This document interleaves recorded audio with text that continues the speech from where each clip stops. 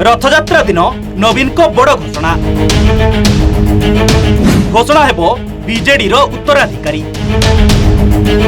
परिवार नुहे दलरू बाछिबे उत्तराधिकारी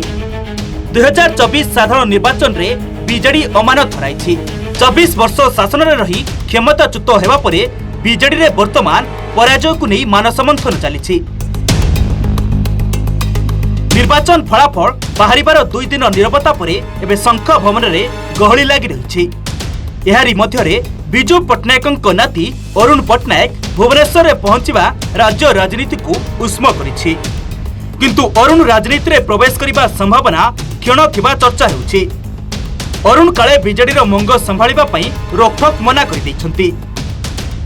आउ जहा परे दल भितरे जने वरिष्ठ नेता दलर मंगवाल हेबा नै उठिछि चर्चा तेबे एही बीजेडीर मंग संभाळिबा नै अनेक अभिज्ञ तथा वरिष्ठक नाम मध्य सामना को आसुछि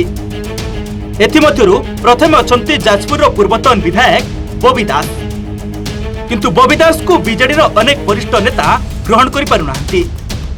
मंगवालर तालिकारे उठुतबा नामरे अछंती अनुभव और अभिज्ञता थिबा तथा 8 थर विधायक होइतिबा रणेंद्र प्रताप स्वाई और बीजेडीर प्रतिष्ठाता सदस्य प्रसन्न आचार्यक नाम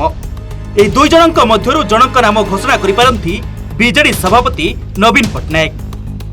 शासक दलरु सीधा विरोधी दल को आसीछि बीजेडी